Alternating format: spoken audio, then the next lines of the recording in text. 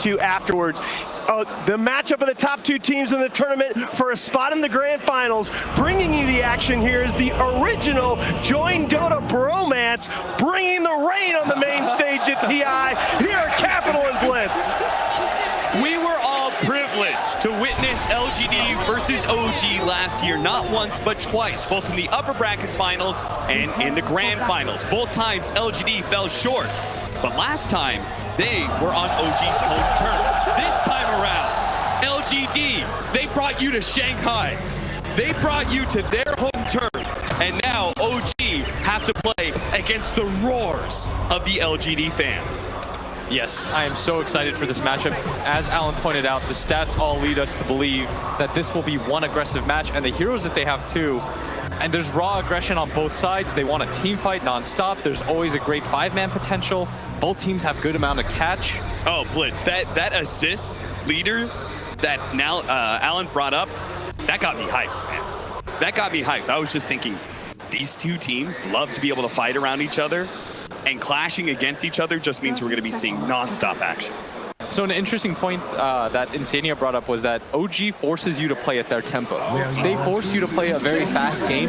They want you to get into these silly situations where you feel like you have to dive, and they feel like they have to dive as a result. And so do you feel like LGD adjusted their draft to address that? I mean, they've got some pretty fast heroes. The Gyrocopter, one a very popular hero at this tournament, has had a lot of success. The Ember Spirit, low cooldown hero as well. The only long cooldown they have is that Tidehunter, which has been a favorite among some of the Chinese teams at this tournament. Yeah, it's been a favorite of a lot of teams just because Tidehunter, no matter what, will get his Ravage off. But OG have one of the best ways to deal with it in the Anaphasis Void. The Chronosphere, of course, doesn't really care about the Kraken Shell too much. And they've got some great heroes to follow up on it as well. They've got the Elder Titan with his Earth Splitter and Stomp. They've got Pango even being able to swashbuckle from a distance. And let's not forget about the OG Thompson Zeus, which is going to be in the mid matchup against Maybe's Gyrocopter. And they're going to run a side lane Ember Spirit to dodge that matchup. I think what PSG.LGD learned from last year is you always have to have the ability to fight OG. OG is one of the best teams at coming back from a poor laning phase. I mean, they have Thompson, who it feels like he almost always gets solo killed at some point in the lane, but it doesn't feel like it really matters because he figures out a way to win. We're going to have that forward position Pango for Jerix that's going to be assisting Seb Spurion at the top lane, just trying to harass the Ember Spirit out of lane as much as possible. It is going to be backed by a pretty offensive duo, the Ember Spirits and Oracle. Around level 3, they can do a lot against this. See Ame just trying to get as much CS as he can, trying to deal with the treants and clear them out. The next day. Well, bottom lane, Anna with his Faceless Void, babysat by No-Tail's Elder Titan, may not be able to provide the same kind of lane assistance that FY's Lion is going to have. With that range advantage just constantly harassing both Anna and No-Tail. That's why No-Tail's going to come in from behind with all that spirit damage, immediately gets stunned up. Lets Chalice just kind of juke No-Tail out until the damage wears away. This bottom lane Chalice is getting a little bit low. No-Tail. He's actually turned on to FY instead. FY forced to use his stun. No bash this time from Anna. Only level 1 bash. He already procced once. Has to be careful about pushing forward like that, as there is a level of Gush early by Chalice, and the Time Walk level 1 cooldown is so long. Yeah, he's going to have to be a little bit careful of any harassment that comes his way while that's on cooldown. But that's what No-Tail's here for. And geez, seems like nobody can fight him. It just keeps on spamming out spirit after spirit.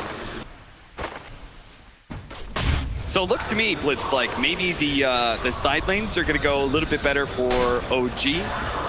How's that mid lane matchup supposed to go? Looks like maybe it's taking a huge lead already. 12-3 compared to 7-2 against Thompson. I think this lane goes fine for the Gyrocopter. Like, Zeus typically just sort of trades out farm. That's what this hero does. He's not meant to really win any lanes or get any solo kills, because the point of the hero is that your team fight is so strong that it shouldn't matter at some point. Yeah. Seb, though, with a hero that we haven't seen a whole lot played in this position too much, Nature's Prophet in the off lane, this hero comes with its own set of problems. I think the reason why they pick it is for that global presence with the Zeus.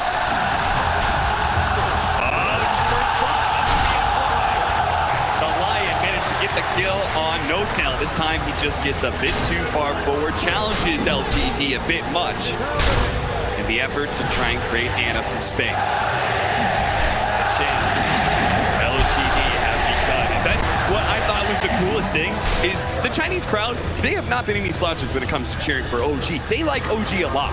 But when OG's introduction came out on stage, they were extremely quiet. They wanted OG to know, in this matchup, we're not favoring you at all. We are backing our boys, LGD. Yeah, no boos, but you know, they're gonna show their hometown team love. Seb going in for the dive, X-Nova. And he's surrounded right now. The Treant is going to reveal him the whole entire way, and Seb's going to try and get in position with the trees. He'll just finish him off with a little Treant, and that's going to be good enough. Meanwhile, Ame actually coming in through the side here, does pick up Jerix, and he's going to try and challenge some of that CS that's floating into the tower.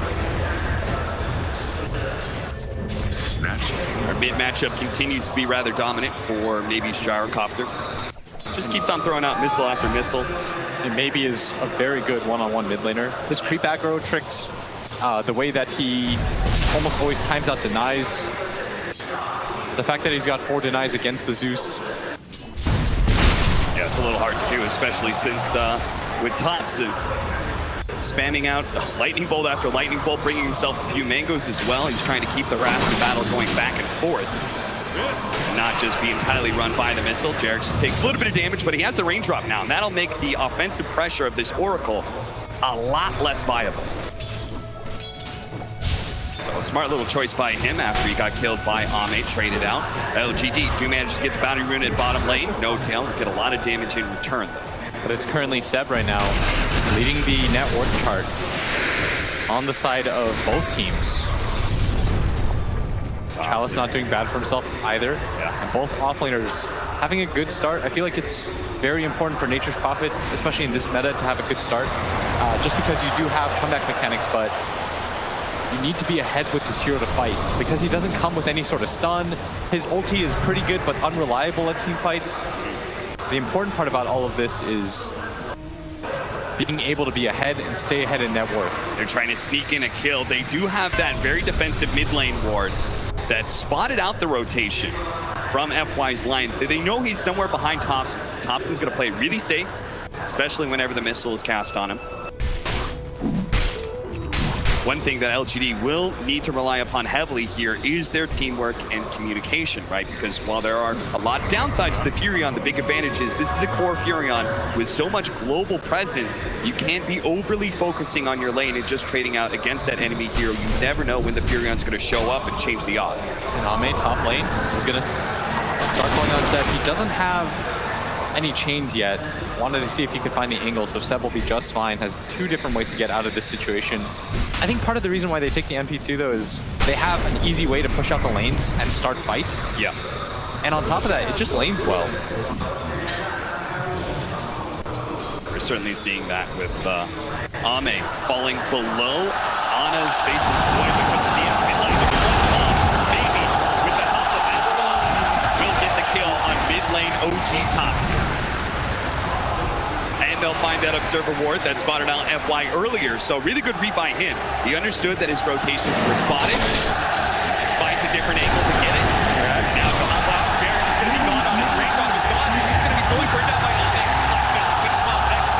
Can he stay ahead of the Furion? He will. And now Seb does not have a teleport, so he knows he kind of has to battle Ame back here. But the ultimate comes out. That'll be enough to finish off X-Nova, and the Flame Guard will wear out for Ame as well.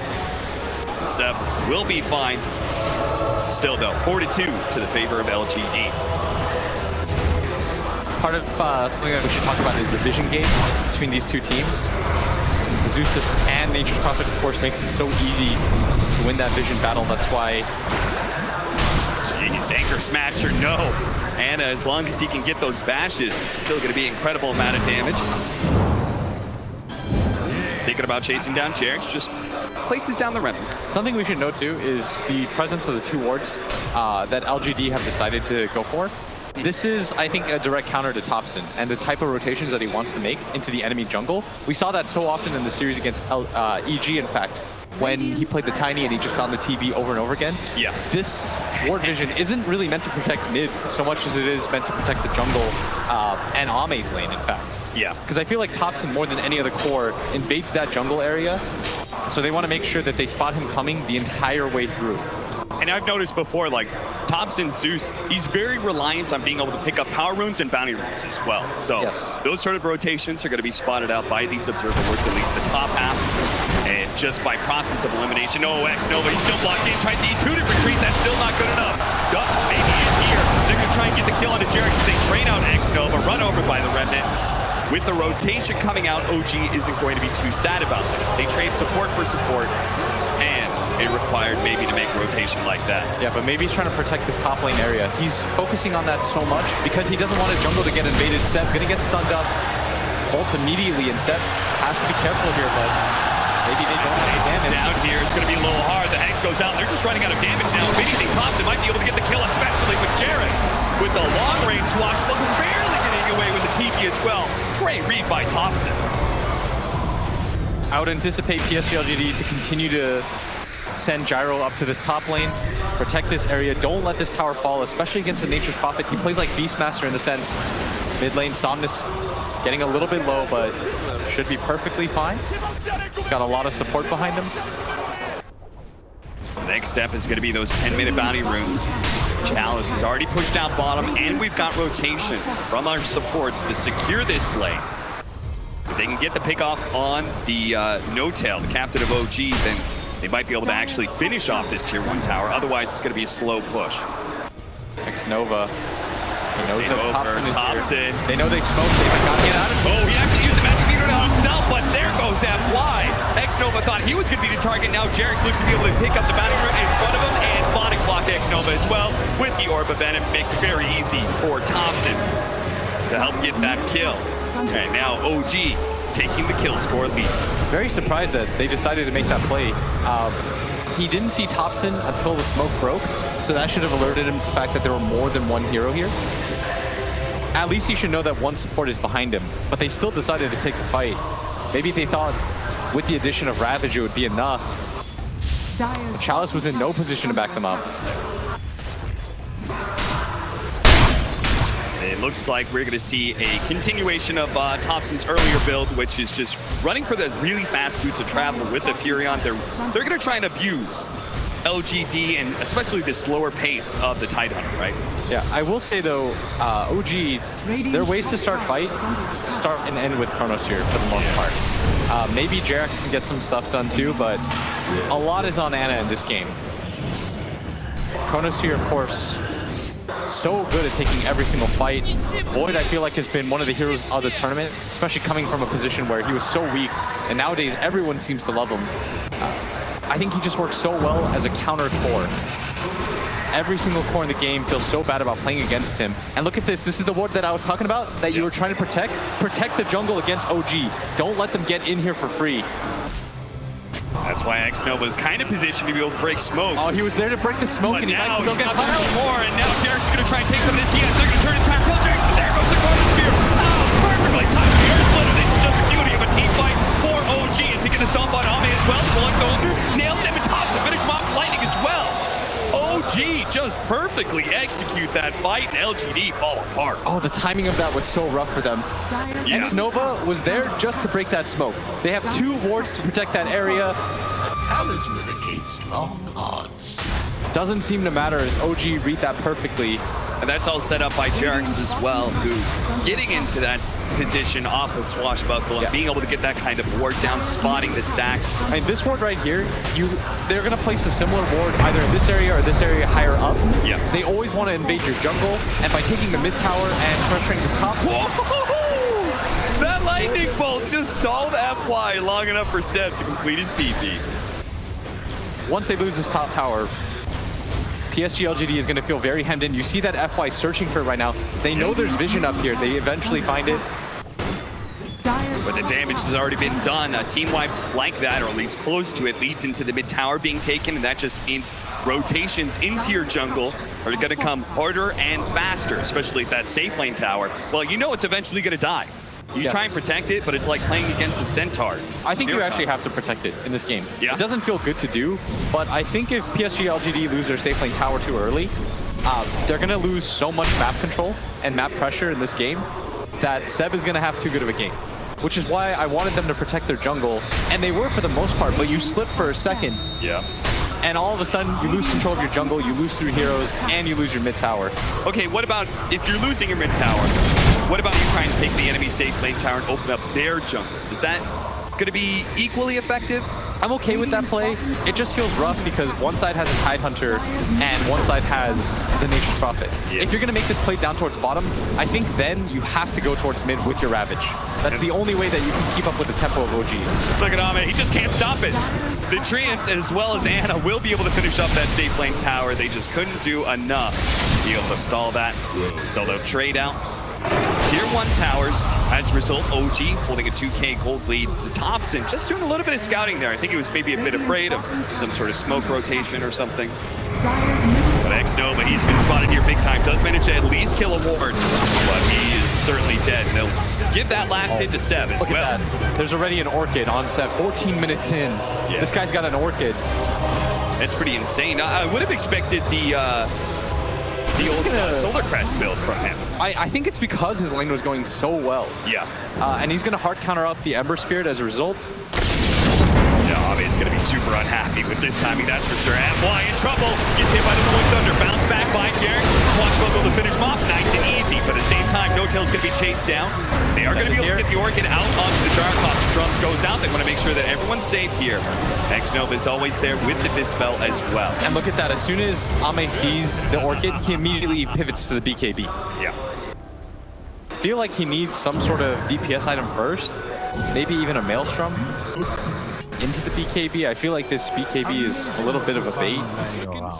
It's so hard too, right? It's like he could try and depend on X-Nova, but X-Nova doesn't really want to play around him all the time, right? He wants to play around the gyro. Yeah. Completely right.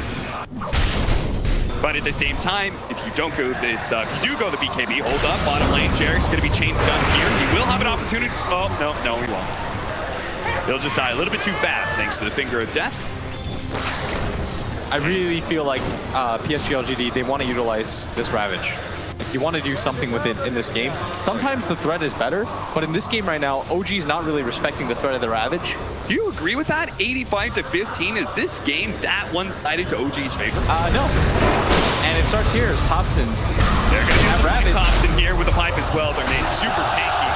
And a kill streak on him as well. That's going to mean a lot for PSG.LGD and the two heroes that collect that experience and that bounty. But bottom lane, OG, he's beginning to round some of these heroes.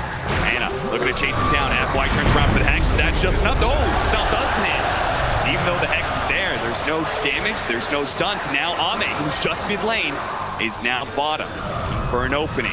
He's invis right now. They're all teaming away inside the trees. Can they find anybody who's going to go for the blind slight fist? They're pinging right now on the ground. Ana. He knows No Tail's here. Ana. I think he realized he just has to be behind. The Ravage instantly going out. They have managed to finish off No Tail, yes. There's no way they can go for Ana now. You're right. They wanted to be able to use that Ravage. They only use it to be able to kill a 5 position. And now they're going to trade out X-Nova as he gets bound expertly by Jarex. And this is pretty disastrous, I think, for PSG.LGD because they rely so heavily on the Ravage to start fights for them too. And they haven't had to use the Chronosphere. This feels a little bit rough for them. Yeah. But they are farming a lot of stacks. And their timing is going to come once they get their BKBs. I feel like once you get your BKBs on PSG.LGD, the game changes once again. Jarex, he's been really using the mobility of this Swashbuckle to get wards down that you just wouldn't normally expect, fortunately, because of that. I think these teams do expect each other's wards, though. Yeah, they played against each other in these high-pressure situations now. This is the 3rd time. If anybody's going to be able to see these kind of moves coming up from OG, it's got to be LGD. Yeah, and it feels like OG, it feels like they're doing the same things that they did that made them successful in the first place. Massive kill. Jarex is going to fall with that big rotation from LGD, though. Look at this rotation from OG. No Tail. That's real low, but I actually thought for a second he was getting caught out by the Chronosphere. But he does jump away safely, kind of reading the situation in time.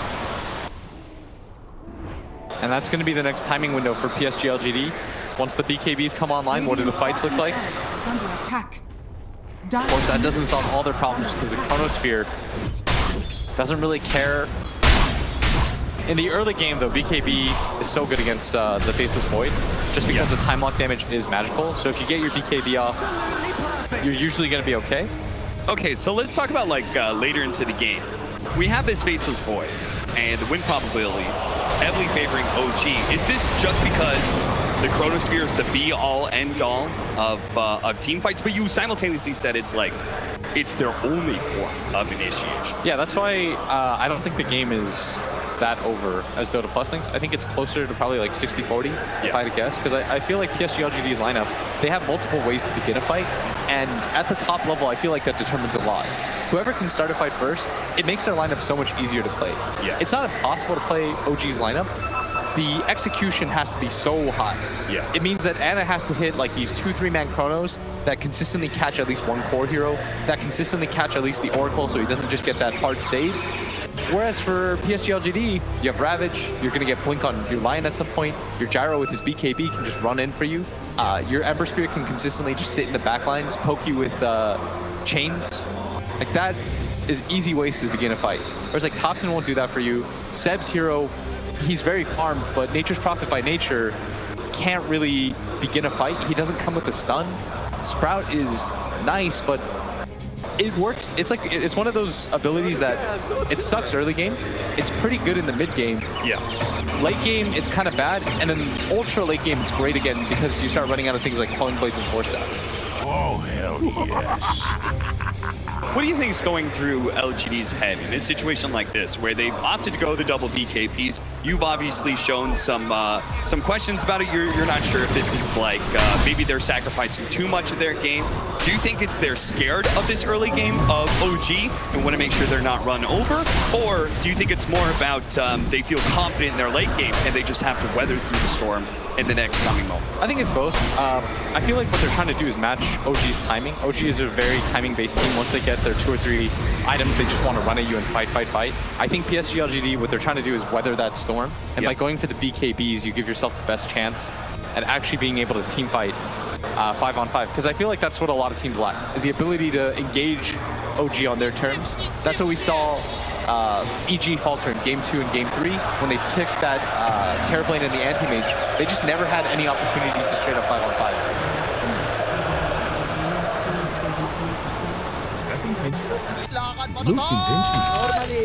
Crowd having a little bit of fun with this pause right now, as so are the players. And I love to see the fact that LGD, we obviously saw in some of the documentaries and such that it did get into LGD's head. All the chat will know is happening, right? There is a psychological element to Dota 2. You don't think they've muted each other by now? And I mean, I like the fact that LGD's playing along. Whether or not they've muted OG and are just, spamming out chat wheel, hoping that they see it. But I like the fact that they're doing it just as much as OG is. You've got to, you got to face your fears, right? You can't run from them. You know that OG's doing it. You can't let it bother you. And what better way to do it with tons of fans and friends supporting you here in Shanghai? I can't believe both teams, by the way, have made it back. I know, it's just so insane because we always talk about the marker, right, of the first player to be able to win an international twice. And that the fact that it hasn't happened yet, 8 years of internationals, now on our 9th, the fact that it hasn't happened yet goes to show how hard it is to maintain that dominance in the Dota 2 field, that the competition level is so high that you just cannot be the best for very long. I think it's because of the meta switches. Yeah. It's that, and it's the motivation. Once you won TI, you've won it all. And once you've gotten second, I feel like we had that second place curse for a while, right? Where we saw DC, C-Deck, this team that just kind of falls off a cliff. Yeah. It's so hard to motivate yourself to think you were that close to winning it all. On one side, you have a team that thinks to themselves, we worked so hard and we came up short. And you have another team that says, well, we've accomplished everything that we need to in Dota. And the fact that they've been able to push themselves back to this level, both sides, it means they're hungry as ever. I mean, that's simply incredible. The story with LGD, I think, is really interesting, where you have players like Maybe, who have been long heralded as this god-tier player who was kind of chosen by a lot of the Chinese fans and such to be that player that would represent them and bring home the ages. Yeah, he is their champion. Yeah. And I can see the motivation, I can see all the stories for them. But how does OG have the will to just make it through again? Back to back like this. Yeah, it's incredible from both sides. Yeah. I respect the hell out of this competition. I'm sure they have a lot of mutual respect for each other. It must be so surreal looking over the stage and you see these guys, you think to yourself, here we go again. By the way, I just want to point out the fact that we know that every single day, OG has developed their own taunt meta, we'll say, right? Where it came with the sprays, now it comes with the flags they've been laying down the last few days. They've been changing up their icons every day for OG, and has been just different pictures of each other from the TI. Oh, they chose each photo other's. shoot. Yeah. So, for example, Jarex has that Thompson photo where he's pointing towards the camera, sort of like an invoker. That's actually one of my favorites. I have to imagine, like, these guys, they've been on this stage before, but having a pause like this, I wonder how much of a reset it bothers OG, who's a very momentum-based team. Right? Whereas LGD obviously have yet to be able to hit their timings in their BKB, are able to plan out a little bit about what OG's next move is going to be. And it is kind of OG's, it's in their court, right? Because they have this Nature's Prophet, they have this Thompson Boots of Travel. They want to be able to outmaneuver LGD as much as possible. So the one thing about these heroes when you have Zeus and Nature's Prophet is they want to abuse the fact that they can play globally. What you want to do is push in the lanes, force one hero from PSG.LGD to come back, deal with the lanes, and as soon as that happens, you find yourself in a 4v5 situation. I think in a pure 5-on-5, it's actually really hard for OG to win team fights, unless you get like some sick chrono off. But as a whole, I think if you run it back a few times, PSG.LGD comes out on top, which is why I think they took the Ember, because you have a hero that because I was thinking about it, why did they take Ember over here like Storm, for example? Yeah. And I think the reason why they took it is, this is another hero, he didn't go Boots of Travel, but he does have the ability to simply keep a Remnant near his teammates, TP back, deal with the lane, Be in come two back places, in. And that's why he has to go for BKB, because at some point, OG's going to read that trap. And they're going to say, we can just bring in our Orchid Nature's Prophet plus one hero. He's going to die every single time. Yeah. So you have to get that BKB. It's not just for the team fight, it's so that you can safely push out the side lanes. It's such a cool meta that's developed in this regard. Like, that's why the draft matters so much. Like, you need some way to deal with OG's ability to just deal with the waves at all times. You don't want the waves in your face. That's how OG sets up fights. So just like we were talking about how LGD is going to identify OG's win condition in Anna's Faceless Void, how they're actually going to be able to start fights. The same's going to be happening with LGD, identifying how OG wants to move around the map and how they're going to try and counter that. Yeah, I've watched their games. Like, I don't watch a lot of replays. I like to watch the games live, but these games I study like 40 times. The finals and their upper bracket finals. Yeah. Because I found it so interesting, like the mini meta that has developed between these two teams. Like, why they pick the heroes that they pick. Because they've definitely developed like an internal meta anyways.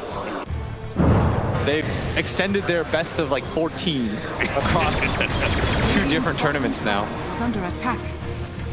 Battle Rune's going to be split, but Ame will have the advantage of finding a double damage rune. See whether or not LGD wants to try and take a fight against OG now that they have their double BKBs, one for Gyro, one for the Ember Spirit. Thompson, meanwhile, he's got Yule Scepter plus Boots of Travel. Anna has his Hand of Midas and is going to be working on a fast Diffusal Blade, so he's not as reliant on bashes or Chronosphere to be able to lock people down and get his damage in. After Seth finished up that Orchid, he's got a BKB on its way. So very fast timing. And you notice that OG, for once, they're not just looking for the straight up 5-man. They'll just continue to poke and prod, see where the weakness is for PSG.LGD, and as soon as they aren't together as 5. And you notice right here, Ame, he's playing away from his team. This is the correct move. Yep. Always play away from your team because you have the ability to gap close and come in to help them out. Gonna get gone on at bottom for the time being. Silenced up, but ready to try and finish off Seth. You use the BKB as soon as he thinks he's got Seth dead, and Seth's gonna try to go for his BKB. And that was 1,000 gold for Ame. Holy crap! That's and now he's level 17. Oh, He's level 17. Oh, okay. Well, that's halfway to a relic already for Ame. That's the same level as the Zeus who's got the XP talent cap, just for context. Okay. That's more than double X Novas. Well, you can see exactly why OG want to stay away from the 5-man fight right now, because PSG.LGD, they're very strong, which means their double BKBs and their Blink Deck are picked up by the Tide Hunter. The worst thing that they can happen for OG is trying to challenge PSG.LGD and get caught into a Ravage situation. And this is why I didn't think the game was 85-15, because PSG.LGD can just do this. They can send one hero at all times, Ame.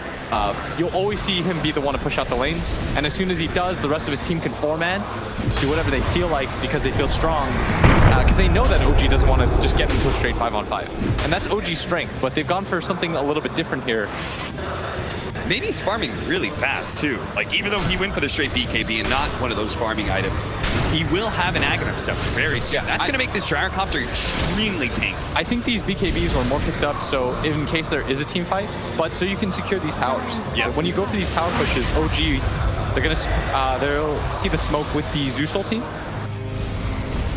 How do you get active in the lanes fast? Once you have that kind of play where you smoke up, you have an idea of what you want to go for, and something like this happens where your smoke has been spotted out. Do you adapt? Do you keep on going for what your original I think you get vision out. Okay, you just use this moment to be able to get vision instead of fighting. It's a little bit too obvious to get into a 5-on-5 situation. Yeah. I feel like it's just awkward. The better thing to do is get vision, because that's really all you can do. The enemy team knows that you're together.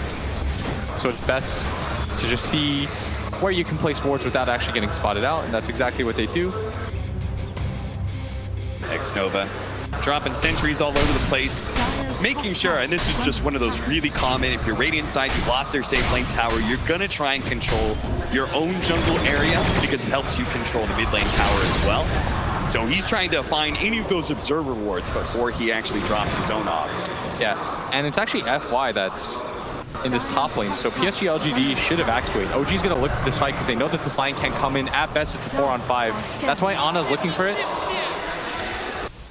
Why do you think they sent the Lion back? I'm not sure. I think they were actually trying to avoid the 5-on-5. And you saw for a second they were there as 4, and they're like, wait, the wrong hero is not here. Yeah. Anytime FY shows in a lane like that, OG's going to smoke up and take a fight. Anytime maybe shows in a lane like that, OG will smoke up and take a fight. Yeah, because the disables are so effective against the OG heroes, right? Faces Void, you've got this Pango who can't really swashbuckle forward, has to just rely on Rolling Thunder. Yeah, I think that was a little bit of a mistake by FY, showing in that top lane. As soon as you showed in that top lane, it makes it really hard for the rest of PSG.LGD to be down in that bottom area. Now, Blitz, a lot of people are going to say, well, what do you mean mistake? Because nothing bad happened. We actually didn't lose any heroes as a result. Why was that bad for PSG.LGD? Because I think they wanted to take that fight. I think they want to be in that bottom area and continue to protect their ward.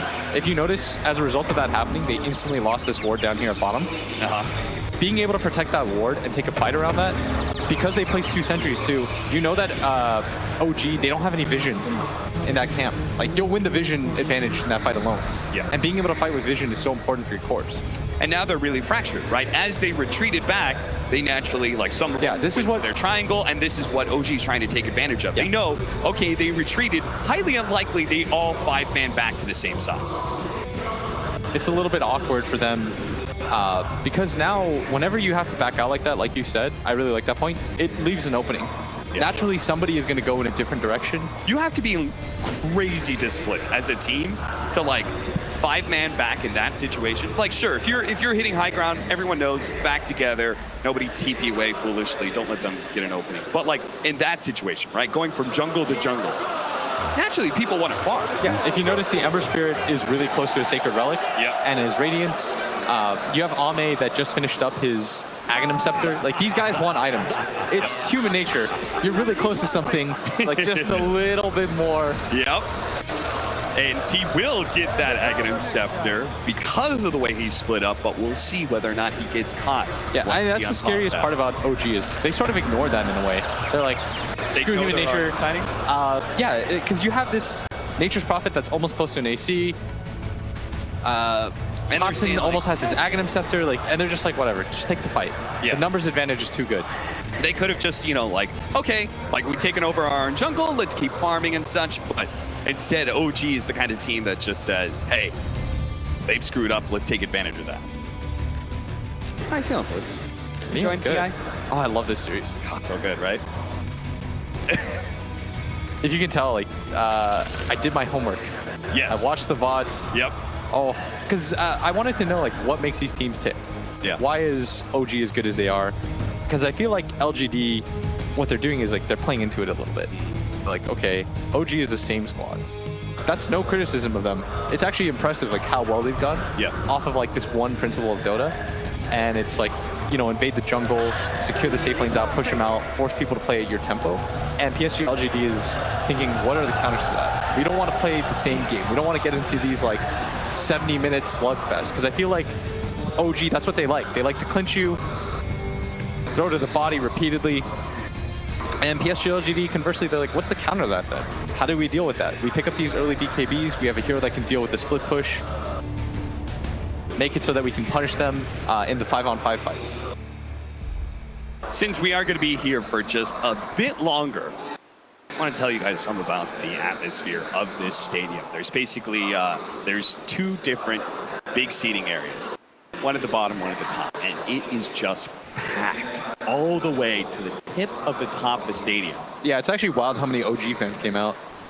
Yeah, we had a decent number of fans right behind me. Yeah. But other than that, No, there's everywhere. There's about half the crowd, I'd say. half the crowd are cheering for OG. Yeah. They're just not near the mics. Yeah. They're just not near the crowd mics. They're a little bit further. Yeah.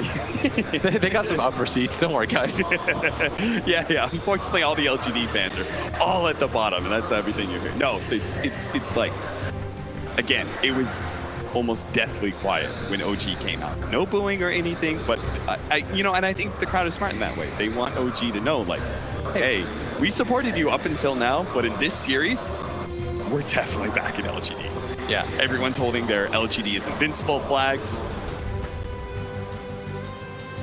Yeah, let's go ahead and take a look at some of the brackets and see how OG and LGD managed to make it this far. It was crazy how many of the same teams were showing up in that upper bracket again, right? It feels like deja vu. Last time, of course, EG, they went a little bit further, but things happen. True. They got their rematch against OG in the upper bracket semifinals, just like last year. Oh, this guy has no children. That was a real heartbreaker. Yeah. Although this time around, they kind of got crushed. The LGD versus DG game, I'm a little bit sad that one went 2-0 just because, you know, hearing them talk about playing against each other and what that was like. I mean, they said that LGD actually, you know, was like, they really respect each other, right? Like VG Gaming, they're a young squad, so they look up to everybody who's on the side of LGD, and now they're gonna have to ride all their hopes for a China TI. Yeah. Wasn't it Fade that was like, I'd love, he's like, my dreams to go to the finals against LGD, and then LGD wins. And then crown LGD. Very cute. And LGD, I'm sure, is feeling a lot of that pressure of being the last remaining home team. There's a lot of little stuff in that interview. So I think it was also Fade who said, like, 22 years old or something. He's like, I've been a fan of FY for 20. Like, yeah. And I think that's something about Dota in China, right? Is that there is just a bigger legacy to be had, right? Yeah, dating back to the Dota 1 days. Now that DDC, as you know, my personal favorite player in the world, now that DDC's out, I think I might switch sides to the Chalice train. I think that might be your new favorite. Yeah, it might be that, or like Seb. Yeah. Seb was a talent. And then he rode his way that was back. the crazy part. We worked ESL1 Frankfurt with Seb. Dude, he told me, we watched him win a TI, and now we're watching him in an upper bracket fight. deadass, he looked me in the eye. Yeah? And he said, I'm going to make it as a pro again. And I straight up, I laughed at him. You laughed at him? I straight up was like, oh, good luck, dude. I was like, I'll see you next TI. You know, I was like, hell. And then What a fool he made me. And I'm so happy for him. Could have happened to a better guy. Yeah, absolutely. I mean, it was always a pleasure to be able to work with Seb. Just, you know, a very happy guy all around. And I think it's also really inspiring. I think it was inspiring to a lot of people. Yeah, Cinderen's back there like writing as many notes as he can about what happened. It's like, what did he do at these events? How did he get the motivation? Well, Sindren, first thing, you have to become a coach. Yes. That was the first step, right?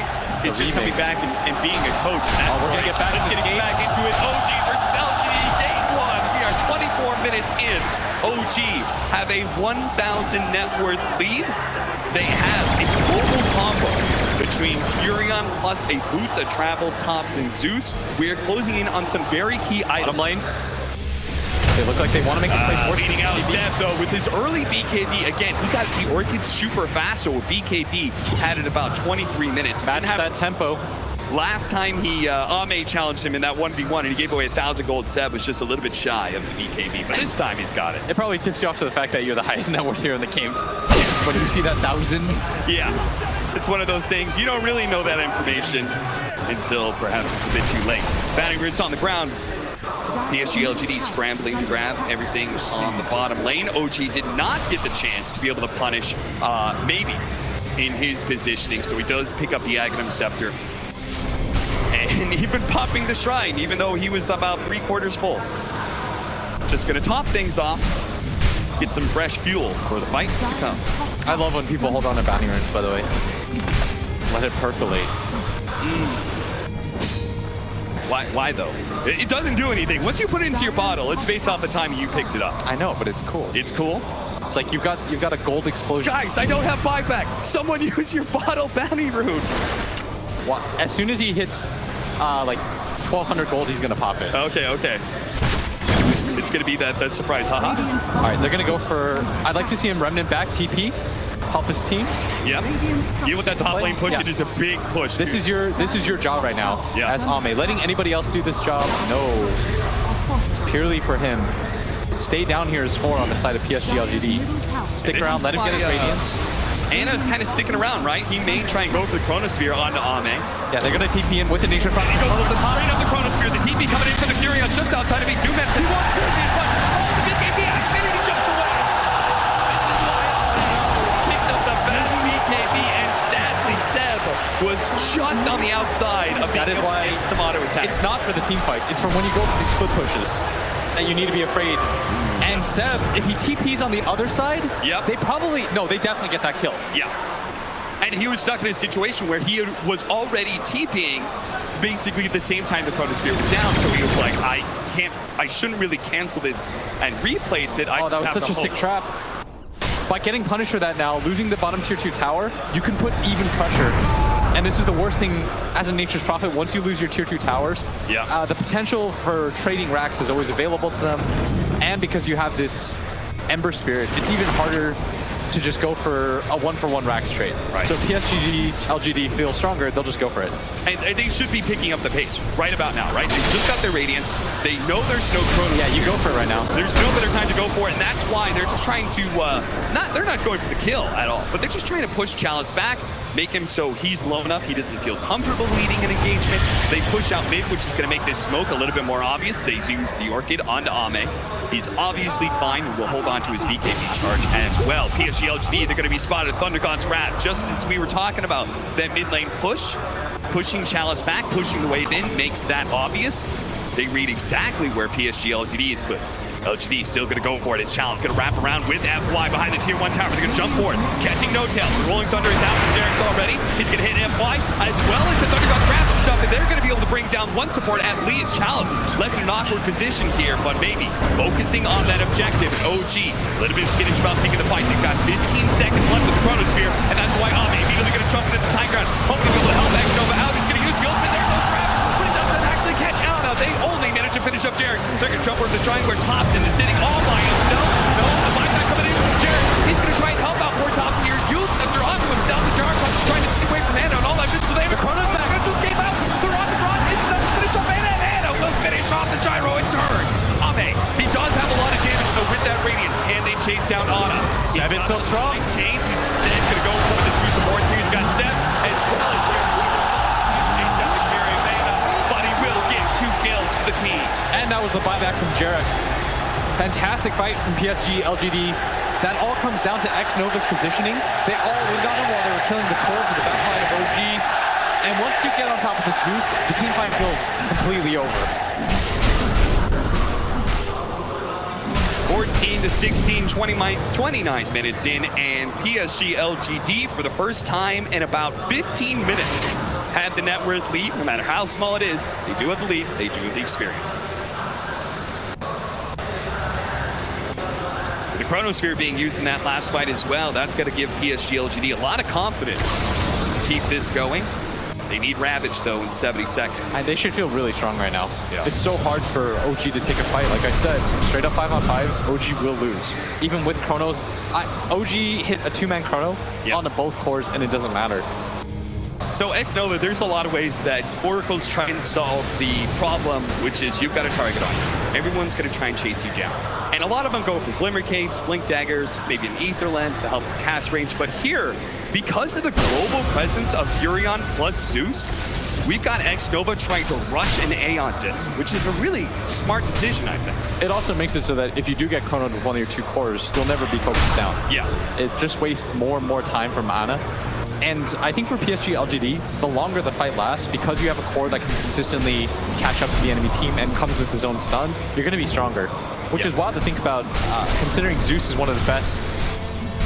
Yeah, that is one thing. The only thing that really can stop that longer team fight going in favor of LGD has got to be Thompson, and that's why they've been trying to focus him down so much. He needs a Blink Dagger. 20. That's what he's going for, is that Blink Dagger. Again, the Orchid, but again, Ame doesn't care.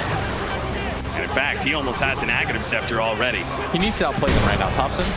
Yeah. Get the Blink Dagger. Figure out your positioning in team fights to be able to get in and out. It's going to be so hard against the Aghanim Scepter, Ember Spirit. I've heard a lot of Ember Spirit players, CCNC in particular, I think, Gunnar as well, agreed with this, is the Aghanims is a bit of a trap. But in this game, right, it is meant for it. Trying to get on top of Zeus is like Ame's biggest objective in every single fight, and that Aghanim Scepter will do a lot for them. Didn't they say it was a trap when you get it before you hit level 25? Yeah, I think that was also another part of it, which Ame is closing in on 25. Yeah, once you get your 25 plus the Aghanim Scepter, I think it's real good. Yeah. He's already got so many damage items as well. Hasn't opted for anything that's going to proc off a Sleight of Fist just yet. But I would have really liked for, in this game in particular, for him to have gone for the Boots of Travel. Yeah. Makes this playstyle that he's opting for a little bit stronger. Yeah. I'm a little bit surprised he didn't go for the Maelstrom as well, considering how, you know, the Furion with so many treants. Radiance works? Radiance works just as well, I guess, and maybe stronger in these team fights for him. Radiant are scattered. The Blink Dagger's almost here for Thompson. What else do we have? Jerex is trying to get a Glimmer Cape, I think specifically to help out Thompson, because they know how important his positioning is in these fights. Seb has his AC. And Anna, the BKB, as well as a Manta. 9-second BKB left for him. I sort of feel like OG, they sort of have to go for a smoke, pick off a core, and immediately try to Roshan. And use that Roshan to get even more map control. Yeah. Grab this 2-2 tower at bottom, then diverge onto this mid lane. Because you are going to feel like really good once you have that Satan. Yes. Right? So I think they really need to make that play on the side of OG. Go for some sort of 5-man, try to get the cores. If you can find the Ember Spirit doing this playstyle, that would be ideal. The problem is, normally you get one moment where you can trick somebody and they forget about how they can die. Yeah. And that was a top lane. But maybe they can do it again. Ame, if he's going to stick around for the next creep wave, he could just die here. 2,500 HP. Can he actually live through with all this? They're going to be able to help out with the Nimbus as well. Jorgen with the Manta, man. Anna just cleaned him up so quick. Go Rosh. Go Rosh. Go Rosh. Is this the opportunity for OG that they needed to claim the Aegis? You at least have an opportunity to, if he did have buyback, you could maybe force a buyback, but as soon as they know that they're roaching and they can't buyback, they know the Ember's out of the fight. Yeah. They didn't go for a smoke, but it's the same idea. Get a core pick off, go into Roshan. You have to use this Aegis. And how much of this is a feint from Chalice? Is he just threatening, hey, Ember Spear could buy back, you gotta get out of this pit? Or does he actually think they can win a 5 versus 4? I don't think they can win a 5 versus 4, but they're trying to stall it up as long as they can. But once they see FY at top lane, they're going to just walk back into the Roshan pit. Yeah. They know this isn't a real fight. This is sort of just buying a little bit of time. OG are doing a really good job at making the most of this, right? With a push onto top lane, getting tier 3, the tier 1 at bottom. Actually does fall, Chalice. Yeah, what they're trying to do is buy time for the Ember Spirit. There's about still a 25-second window. Seb is now here with his AC. All right, if OG was going to commit, they have to do it now. A 20-second. Nice defense by PSG.LGD. Yeah, that was so smart of Chalice. Chalice just walks in. He knows there's no chrono. He can't die. He's got a pipe and a Solar Crest and Vlad's. But I do think the idea behind what OG was going for is the right play. Yeah. And hey, if that play happens again, then next thing you know, you've taken the tier 2 at bottom. Now they're going for now. PSG.LGD, they said, you didn't want to fight us? 4 versus 5? Well, guess what? Now the Ember Spirit's alive. And we don't think you're going to fight us for this. They got to wait out chrono, too. 10 seconds left, so it is going to be up. PSG.LGD, because they've got this this Satanic, I think they feel a little bit too overconfident. They've got to be careful. If this Faceless Void engages, he's looking for the angle right now. He sees 2 cores for the time being, but both teams just playing around this area. Both loath to just give it up. Roshan is getting so low, bit by bit, that eventually someone's going to fully commit to it. They are going to be able to get the pick off. That's going to start with FY. Now the Orchid onto the Tidehunter, prevent any sort of ravage, as the OG did get a little bit too close to that watermelon. Look at this Ana making his way up.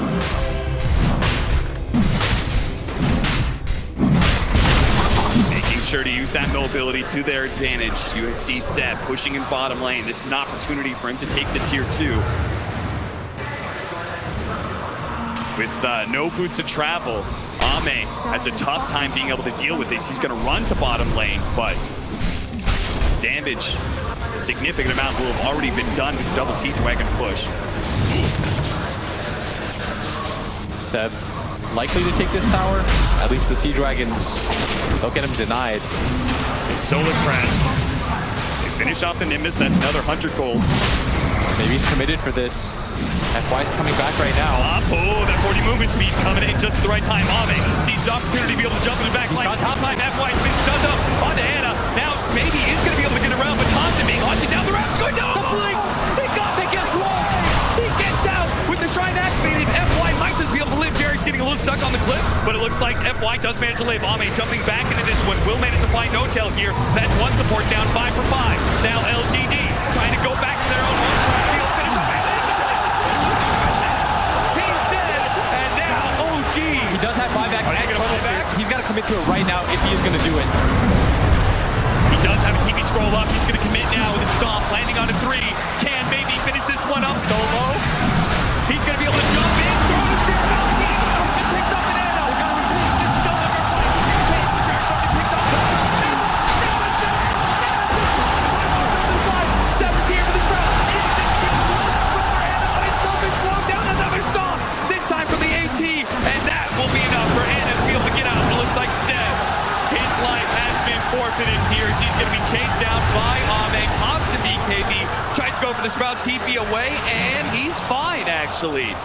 Impressive play by OG to be able to bail out Ana and still get out. But still, a big win for PSG.LGD as they managed to just finish up Roshan just in time.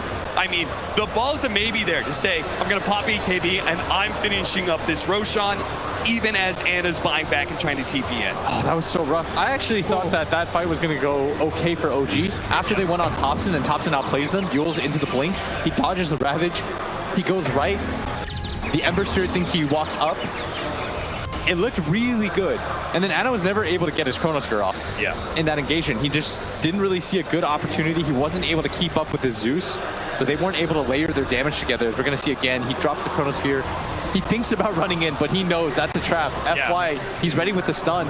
I mean, maybe if he had been able to time walk actually into the pit, he was just there a second faster. Time walks into the pit, gets off the Chronosphere.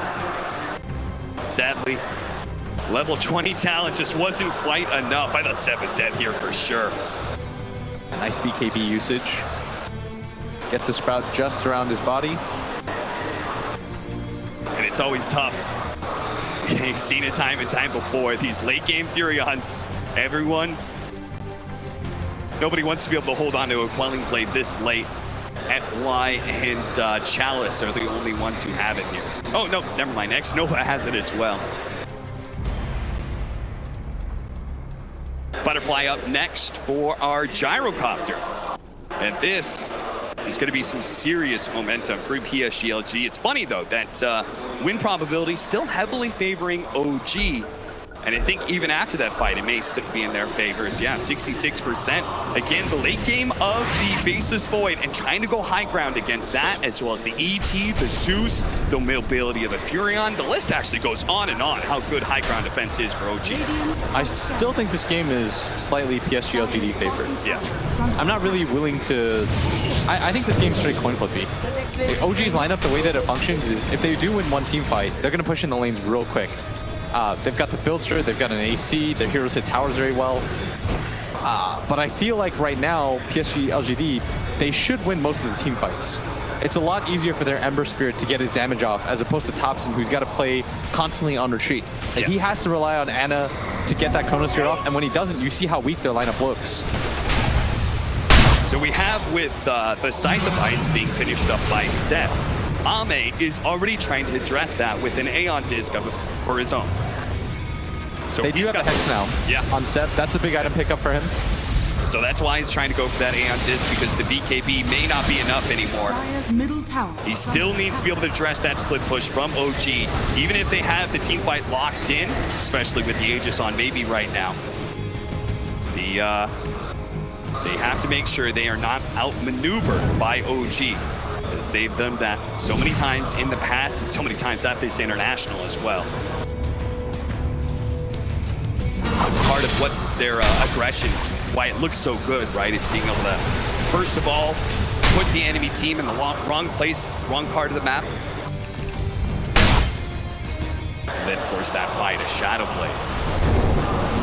Or Seb just to help him get that Scythe of Ice off. It's good damage too, and it helps him so that he can deal with these stragglers. He doesn't have to pop his BKB just to get kills. There is a gem pickup almost immediately by Nova. I think they're feeling the lack of wards right now. Like I think they've accepted that they're never going to get wards out for very long, but they also have to take away OG's vision if they can. That's where OG's lineup is still pretty potent. It's so hard against a Furion, right? Like sometimes you just give the wards to the Furion, even if he's poor, and he goes out, playing some Jerix with his swashbuckle, allowing him to get to places that most supports can as well. Yeah, we saw in the pre-game stats, by the way, both teams used such aggression, but this time, and they played against each other so often that they've slowed down the pace. They know that all it really comes down to is the team fights.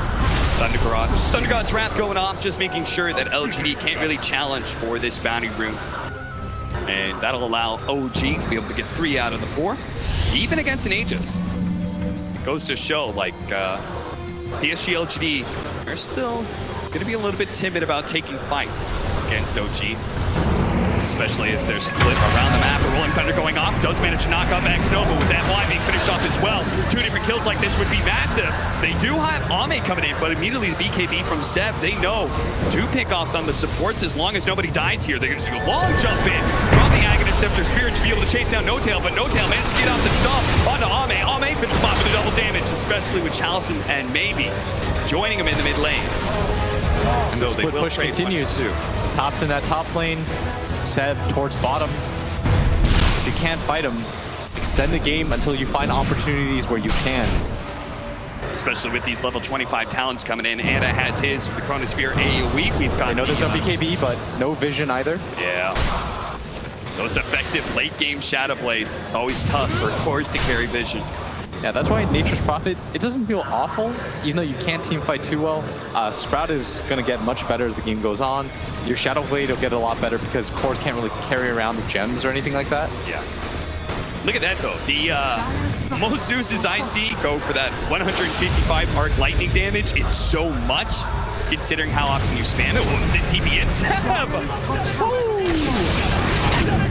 That's some church bells hanging between his legs right there. Just TP's in, instantly BKBs, finished off the tier 3. Now Shrines have been unlocked, and eventually he'll take it with the Treants. Look at Maybe's build, by the way. He's decided to go with the Basher because he's so tired of this. He knows they need some way to punish that. With the Mule, their attack speed as well, he's just going to be focusing on all of the Bottom lane. various procs. They are going to be able to get the Aegis to pop here and takes away the regen while Ame being gone out. They do have the Chronosphere. It's Seth going to be able to get enough got the damage damage for this. It just overwhelms Ame very quickly. He still, and I'm not sure if he ever will, be tanky enough to live through that Chronosphere unless he's got the Aeon Disc. He didn't have a remnant far back enough. I think he was relying on the speed to try to outplay. Got a little bit lazy there. And OG punishes their lineup. It's designed to constantly pressure the lanes, find openings like that. Yulner, almost complete for Somnus. Got the 20 strength for the Pangolier.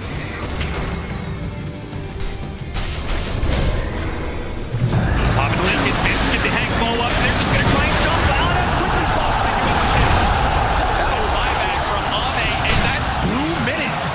He is dead for 2 minutes now off of the buyback around Roshan, and LGD know about that. Yeah, there was no one near him. And it just decided to step forward. And now Seven's going to do everything he can to try and force the attention to the side lanes rather than that mid lane where PSG.LGD is barreling down. But that's where Ame comes into play. May not have that Aeon Disc, but he's going to play like he does have it. Jarek's get it rolling in with his Glimmer Cape, the Invis Ball. Not really doing a whole lot, especially since they have the vision down. They're going to do a decent amount of Somnus, but on top of it, a little bit too late, no damage being dealt, and Somnus can now turn all of his attention into the tier 3s. 80 seconds left for Anna's revival here. And PSG.LGD, they're going to have to post down to make sure they can keep it.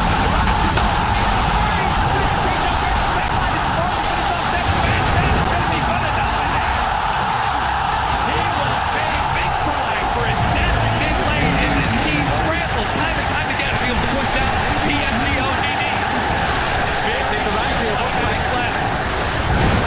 The initiation side of OG, they're going to be able to fight the initiation. They have beat them for 2 minutes, and PSG.LGD, what's the point of it? Just hit the tier 4 to go through. 40 seconds still for this faceless void. Anna says to his team, My bad. And it was indeed his bad. It's that one little mistake from him may just cost him the game. Trying to draw some attention away from the tier 4. Lit up to stop his death. No tails down here. 15 seconds. But the throne being just poked away by Somnus. He's doing so much damage. 2,000 HP.